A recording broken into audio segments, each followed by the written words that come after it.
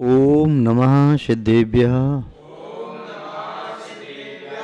जय बोलिए त्रिकालवर्ती त्रैलोक पूज विश्वाराध्य पंच परमिष्टि भगवान की, अनंत अनंत सिद्ध परमिष्टि भगवान की, वर्तमान जन शासन नायक श्री वर्धमान महावीर भगवान की, परम पूज्य आचार्य भगवान श्री समंतभद्र स्वामी मुनि महाराज की, परम पूज्य सिद्धांत चक्रवर्ती आचार्य गुरुदेव श्री विद्यानंद जी मुनि महाराज की, विश्व कल्याण कारक अहिंसा प्रधान शुद्ध विश्व धर्म की, जैनम जयतु शासनम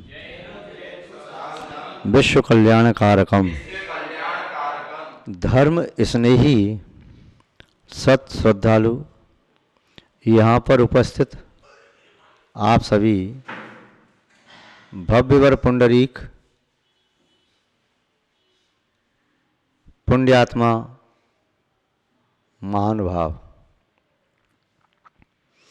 आचार्य भगवान समंतभद्र स्वामी द्वारा विरचित रत्नकंडक श्रावकाचार्य की वाचना में कल देख रहे थे सम्यक ज्ञान के अधिकार का उपसंहार। सम्यक ज्ञान अधिकार को आचार्य महोदय ने 5 कारकों में पूर्ण किया है। 41 कारकों के द्वारा सम्यक्त्व का अधिकार पूर्ण किया मंगलाचरण युक्त, और सम्यक चात के अधिकार को यहाँ प्रारंभ कर रहे हैं, तृतीय अधिकार प्रारंभ कर रहे हैं। आचार्य महोदय ये बता रहे हैं कि जीवन में सम्यक चार्थ की आवश्यकता क्यों है। देखना जानना यह पर्याप्त नहीं है। किसी को मंजिल तक पहुंचना है तो मार्ग के बारे में विश्वास हो, एक रास्ता ठीक है और मार्ग की जानकारी हो, पूर्ण जानकारी है, एक एक पग की जानकारी है।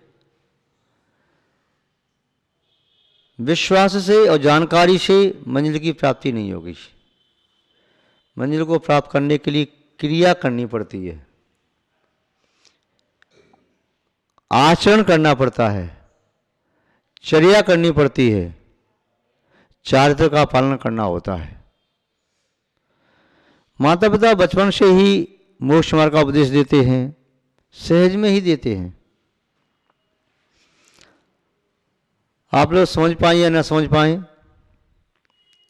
वो जब कहते हैं छोटे बच्चों से बेटा देख भाल कर चलो, तो देख शब्द का अर्थ वो सम्यक की ओर इशारा कर रहे हैं, भाल शब्द के माध्यम से सम्यक ज्ञान की ओर इशारा कर रहे हैं, और चलो यानी सम्यक चार्थ की ओर।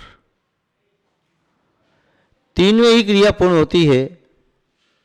जैसे कोई कहे भैया सोच समझ कर बोलो, सोचना माने दर्शन का प्रतीक, समझना माने ज्ञान का प्रतीक, बोलो क्रिया माने चार्थ का प्रतीक। तो यहाँ पर भी आचार्य महोदय कह रहे हैं कि जिसके जीवन में सम्यक्त हो गया उसके अविनाभावी सम्यक ज्ञान भी हो गया, 4 प्रकार के अनेकों के माध्यम से सम्यक ज्ञान की वृद्धि भी कर रहा है, सम्यक्त को दृढ़ बना रहा है, चार्थ की वृद्धि कर रहा है, तो उसके साथ साथ वह ज्ञान की वृद्धि के साथ वैराग की वृद्धि भी होती है।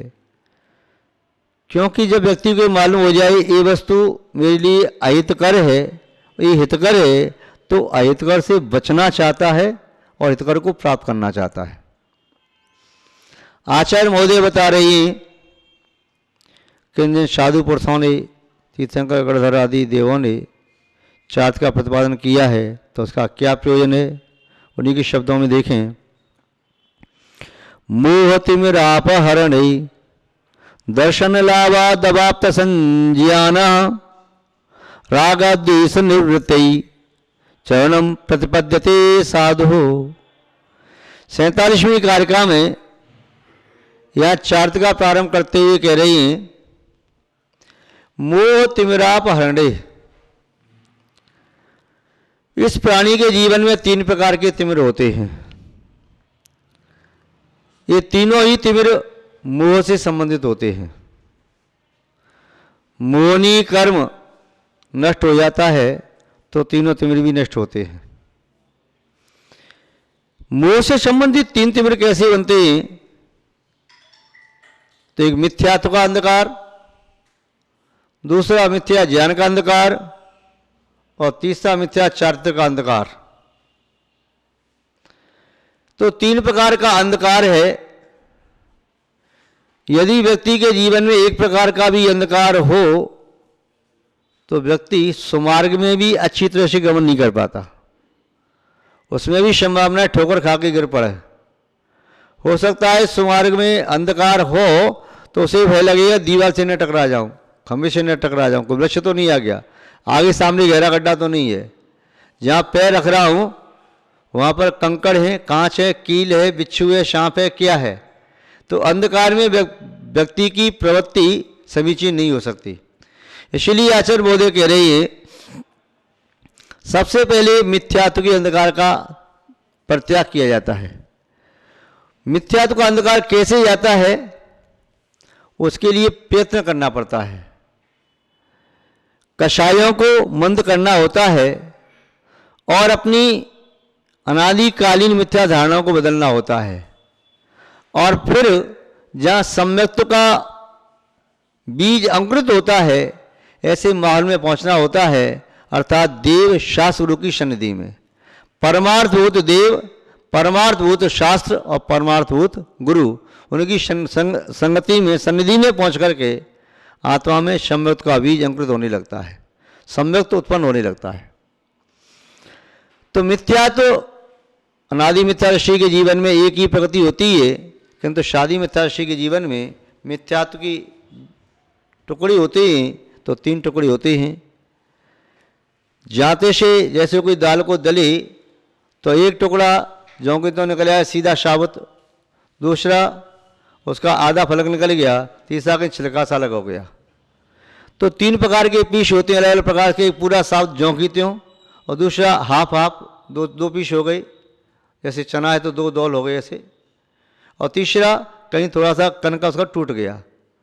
तो जो साबुत जौ की त्यों है वो तो मिथ्यात्व की तरह है, जिसके दो टुकड़े हुए वह सम्यक मिथ्यात्व की तरह है, और जिसका थोड़ा सा छिलका निकल के अलग हुआ है वह सम्यक प्रकृति की तरह से है। इसके साथ में रहने वाली चार कसाई हैं अनंतानुबंधी, क्रोध, मान, माया, लोभ।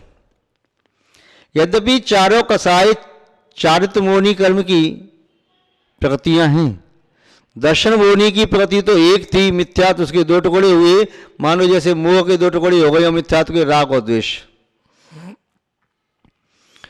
या जैसे चारित्रमोहनी में राग द्वेष दोनों होते हैं, ऐसे ही यहाँ पर सम्यक मिथ्यात्व और सम्यक प्रकृति, यह मिथ्यात्व के दो टुकड़े हैं। मिथ्यात्व के दो टुकड़े सम्यक मिथ्या, संप्रवृत्ति और मिथ्या तीन, यानी कि संगति में रहने वाली चारित्रमोहनी की चार कसाए क्रोध, मान, माया, लोभ, उनका स्वभाव भी ऐसा हो जाता है। अनंतानुबंधी क्रोध, मान, माया, लोभ का भी कुल तो चारित्रमोहनी ही है, परंतु उस कुल में पैदा होकर के रहती यहां पर मिथ्यात्व के साथ, यानी ये दत्तक बन करके रहती हैं। इसीलिए इसका मूल जो स्वभाव है चारित्रमोहनी का वो कहीं जाता नहीं, किंतु इस कुल में आते ही इस कुल के संस्कार आ जाते हैं। अनंतानुबंधी भी फिर सम्यक्त का घात करने लगती है। अनंतानुबंधी चार्थ का तो घात करती ही है, उस कुल के संस्कार थे, अब स्कूल में आ गई, दत्तक बन करके ऐसे समझे तो इसने यहाँ का काम करना शुरू कर दिया। जैसे किसी कुल का बेटा था तो उसके माता पिता के संस्कार उसके शरीर में विद्यमान हैं, किंतु जिस कुल में पल रहा है, बड़ा हो रहा है और उन्होंने विधिपूर्वक उन्होंने स्वीकार किया, गोद लिया है, तो अपने नाम के साथ माता पिता का नाम इनका लिखता है, जिनके यहाँ पल रहा है उनका नाम नहीं लिखता। इनके संस्कार भी आ रहे हैं जन्म के बाद, किंतु गर्भ के संस्कार उनके भी हैं। तो दोनों के संस्कार होते हैं, गर्भ में धारण करने वाले माता पिता के संस्कार और जन्म दिया उनके संस्कार, तथा पालन पोषण करने वाले माता पिता के संस्कार। तो अवय संस्कार आ जाते हैं उस पुत्र में। ऐसे ही अनंतानुबंधी में अवय संस्कार हैं, चार्त मोहनी के संस्कार भी हैं, अर्थात वह चार्त का भी घात करती है, और दर्शन मोहनी के संस्कार भी आ गए कि ये अनंतानुबंधी यह सम्यक का भी घात करने वाली है। महानुभाव, यहां कहा कि मोह तिमिरापहरणे, मोह रूपी तिमिर का जब ये आत्मा अपहरण करता है, अपहरण का से इसको पकड़ के दबा दिया या नष्ट कर दिया सबका सब, या कुछ दबा दिया थोड़ा सा रह गया, तो मोह के तिमिर का अपहरण होने पर सम्यक का लाभ होता है। जब तक मोह स्वतंत्र विचरण करता है, उसके साथ में मिथ्यात्व यानी मिथ्यात्व प्रकृति हो गई, सम्यक मिथ्यात्व संप्रति तीनों विचरण कर रही हैं, और इसके साथ साथ अनंतानुबंधी क्रोध मान माया लोभ विचरण कर रही हैं, तब तक जीव को सम्यक तो पैदा नहीं होता। इनका अपहरण करने पर ही सम्यक पैदा होता है। जब ये सम्यक पैदा होता है तो विशेषता ये है कि दर्शन लाभात अवाप्त संज्ञान, उसके साथ ही सम्यक ज्ञान प्रकट अपने आप हो जाता है, उसको प्रकट करना नहीं पड़ता। दीपक जलता है तो प्रकाश अपने आप होता है। आपने ट्रेन से यात्रा की होगी और स्टेशन पर देखा होगा, स्टेशन मास्टर लाल और हरी झंडी दिखाता है दिन में, रात में लाल और हरी लाइट दिखाता है। जहाँ गेट होते हैं, चौकी बनी रहती हैं, स्टेशन नहीं है, तो वहाँ पर भी जो गार्ड रहता है वह लाल या हरी टॉर्च दिखाता है। पहले टॉर्च नहीं थी तो वहाँ पर एक लाइट दीपक जलता रहता था। गाड़ी आने को हुई और यदि लाइन क्लियर है तो गार्ड क्या करता, उस दीपक की ज्योति के सामने हरा कांच लगा देता, और यदि उसी जगह आगे लाइन खराब है या गाड़ी आ रही है तो क्या करेगा, वहाँ पर ज्योति के सामने लाल कांच लगाए उसे लगा रहने देगा। यदि लाल कांच को निकाल करके हरा कांच लगाया है तो प्रकाश अपने आप हरा हो गया, दीपक को चेंज तो नहीं किया, ज्योति ज्यों की त्यों है। ऐसे ही मिथ्या दृष्टि प्राणी जब था, मिथ्यात्व का उदय चल रहा था, तब उसके पास जो ज्ञान था तब वह मिथ्या ज्ञान था, किंतु सम्यक तो प्राप्त होते ही यूं समझिए अब हरा कांच लग गया तो वही ज्ञान ज्यों की त्यों संपूर्ण ज्ञान सम्यक रूप को प्राप्त हो गया। तो यहां कह रहे कि दर्शन लाभात, सम्यक दर्शन का लाभ होने से अवाप्त संज्ञान, सम्यक ज्ञान अवाप्त मान प्रकट हो गया, अंदर से प्रकट हुआ, बाहर से लाया नहीं, जितना था वही सम्यकपने को प्राप्त हो गया। ज्ञान में सम्यकपना आता है सम्यक्त्व के माध्यम से, और ज्ञान में सत्यपना आता है वस्तु तत्व के यथार्थ निर्णय से। तो आचार्य महोदय कह रही है कि जिसका मिथ्यात्व चला गया, सम्यक मिथ्या प्रति चली गई, सम्यक प्रति चली गई, अनंतानुबंधी क्रोध मान माया लोभ चले गए, इन 7 प्रतियों का उपशम कर दिया है या 6 कर दिया है, या सम्यक प्रति का उदय चल रहा है 6 का उपशम कर दिया है, ऐसा सम्यक दृष्टि जीव अब चार्थ प्राप्त करने के लिए आगे बढ़ता है। तो कैसे आगे बढ़ता है? राग द्वेष निवृत्ति, राग द्वेष की निवृत्ति करने के लिए चार्थ को स्वीकार करता है। कोई लोग कहते हैं रागी द्वेषी तो बने ही, अभी मन में राग द्वेष भरा पड़ा है और तुम वृत्ति बनना चाहते हो, महावृत्ति बनना चाहते हो, फिर राग द्वेष को तो छोड़ो। उन्हें समझा भैया राग द्वेष छूट जाएगा तो फिर चार्थ की आवश्यकता क्या है, राग द्वेष छोड़ गया तो बीतरागी भगवान ही बन गए फिर तो राग द्वेष को नष्ट करने के लिए ही वृत्ति महावृत्ति बना जाता है। राग द्वेष छूटे तब जिससे केवल ज्ञान आदि प्रकट हो, वीतराग दशा प्राप्त हो जाती है, समझो राग द्वेष नष्ट हो गए।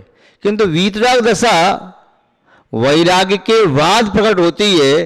पहले वैराग होता है, फिर संयम की प्राप्ति होती है, फिर तप की अभिवृद्धि होती है, फिर ध्यान साधना चलती जाती है और क्रमशः मोहनी कर्म। उपशम श्रेणी वाले मुंडा उपशम करते ही तो क्षपक श्रेणी वाले उसे पूर्ण क्षय करते हैं। जब वह क्षय हो जाता है तो भीतर दशा प्रकट हो जाती है। किसी से भी आपका राग हो गया संसारी प्राणी से तो राग दुख का कारण बनेगा। वीतरागी से राग होगा तो दुख का कारण नहीं बनेगा। क्यों? क्योंकि राग की पुष्टि नहीं होगी। संसारी प्राणी से राग करोगे तो तुमसे राग करेगा तो राग वह टूटेगा ही नहीं। द्वेष यदि किसी से करोगे वो तुमसे द्वेष करेगा तो द्वेष का टूटना बड़ा मुश्किल है। पर वीतरागी से राग कर लिया, वो राग करेंगे नहीं, एक तरफा राग है, छूट जाएगा। सोचो ये वीतरागी हो गए तो फिर आप भी वीतरागी हो जाओगे। तो वीतरागी से किया गया राग वीतरागता देने वाला होता है। तो महानुभाव यहाँ आचार्य महोदय कह रहे हैं कि जो राग भी करना है तो राग वीतरागी से करो। ये तो राग देश आत्मा को कष्ट देने वाले हैं। मोह आत्मा को बंधन में डाल करके खींच के घसीट के ले जाता है। किंतु इस राग देश के सिपाहियों से बचने के लिए, मोहनी गण जो सांकलों से बांध के ले ऐसे बचने के लिए चार्त को स्वीकार करना होता है, व्रतों को स्वीकार करना होता है, महावतों को स्वीकार करना होता है। इसके माध्यम से जब महावत हो जाते हैं तो ताकत आ जाती है। जैसे उस कैदी में ताकत आ गई, उसने झटके से सांकलों के बंधन तोड़ दिए और सामने वाला मोह भी एक क्षण के लिए कांप गया कि मुझ पर हावी ना हो जाए, इसीलिए बांध के लिए जा रहा था। और जब मोह रूपी राजा ही कांप गया तो आजू बाजू में जो कोड़े मार रहे थे रागद्वेष रूपी सैनिक, वह भी सतर्क हो जाते हैं। फिर जैसे शक्ति आती है तो ही आत्मा अपने दोनों हाथों को यूं करता है तो जानो दोनों सैनिकों को परास्त कर दिया, रागद्वेष परास्त हो गए। और सामने से पैर का वार करता है बिना शस्त्र के तो मोहनी कर्म धराशायी हो जाता है उसके सीने पर खड़ा होकर के, और रागद्वेष रूपी सैनिकों की गर्दन पकड़ लेता है और दो तीनों को ही कुचल देता है। अर्थात राग द्वेष मोह तीनों मृत्यु को प्राप्त हुए, भीतर दशा प्रकट हो गई। तो महानुभाव आचार्य महोदय कह रहे हैं कि रागद्वेष की निवृत्ति के लिए साधु पुरुषों ने चार्त का प्रतिपादन किया है, वह चार्त आपके जीवन में भी आए। इसी भावना के साथ हम अपनी शब्द श्रृंखला को आज विराम देते हैं। आज बस इतना ही, शेष फिर कभी बाद में। जय बोले श्री शांतनाथ भगवान की, परम पूज्य आचार्य गुरुदेव श्री विद्यानंद जी महाराज की, अहिंसा में विश्व धर्म की।